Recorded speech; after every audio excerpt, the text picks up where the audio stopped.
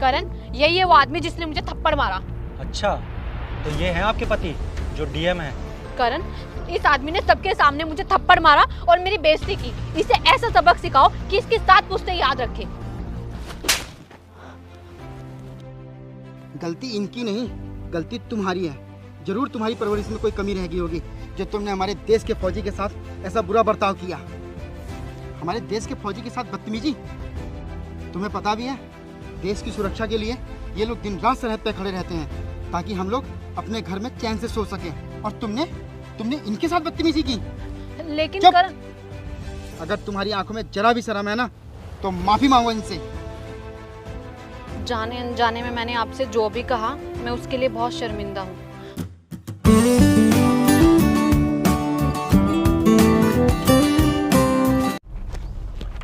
अंधा है क्या? तुझे मेरी गाड़ी मिली मरने के लिए? ये तिरंगा जमीन पर पड़ा हुआ था, मैं इसे ही उठा रहा था। तुम देशभक्ति वाले ना, इस कचरे के चक्कर में तुम्हारी जान चली जाती। क्या कहा तुमने? सुनाई नहीं दिया? बहरा है? कचरा नहीं है ये हमारे देश का तिरंगा है, हमारे देश का सम्मान है। और तुम जैसे लोग ही ना इसे जमीन पर फेंक कर चले जाते हैं। तूने मुझ पे हाथ उठाया? तू जानता भी है मैं कौन हूँ? डीएम की वाइफ हूँ मैं। रुक, अभी बुला के लेके आती हूँ। जाओ और जिसे बुलाना है उसे बुला के ले आओ। मैं भी तो देखूं तुम्हारी जैसी औरत किसके पल्ले पड़ी है। तेरी जितनी अकड़ है ना, सब 1 मिनट में निकल जाएंगी। बस तू यहाँ से जाना मत।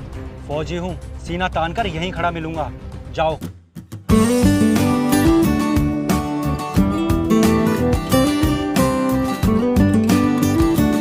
आओ और जल्दी आना। करण, अभी मेरे साथ चलो। क्या हुआ, तुम इतना परेशान क्यों हो?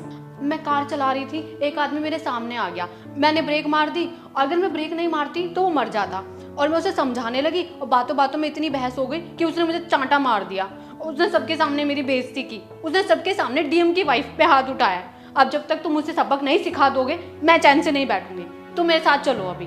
ठीक है, अभी चलता हूँ।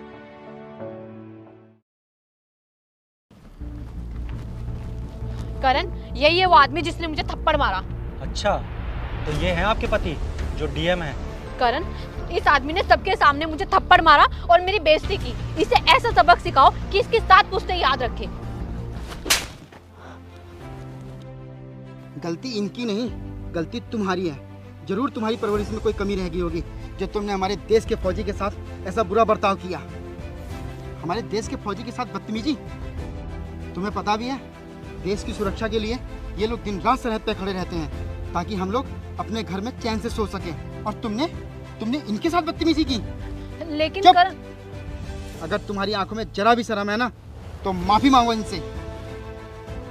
जाने अनजाने में मैंने आपसे जो भी कहा, मैं उसके लिए बहुत शर्मिंदा हूँ। डीएम की वाइफ होने के घमंड में मैं ये भी भूल गई थी कि मैं जिससे बात कर रही हूँ वो देश का एक फौजी है।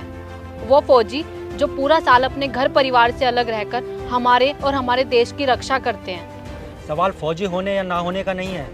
हम हिंदू हों या मुसलमान, हम आम आदमी हो या फौजी, हम सबका कर्तव्य बनता है इस तिरंगे की रक्षा करना, इस तिरंगे का सम्मान करना। कोई बात नहीं मैडम, आपको आपकी गलती का एहसास हो गया, यही काफ़ी है। लेकिन तुम्हें मेरा एक काम करना होगा।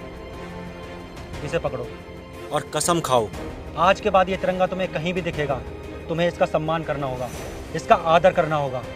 मैं कसम खाती हूँ, आज के बाद तिरंगा मुझे कहीं भी दिखेगा, मैं अपने से ज़्यादा इसकी रक्षा करूँगी।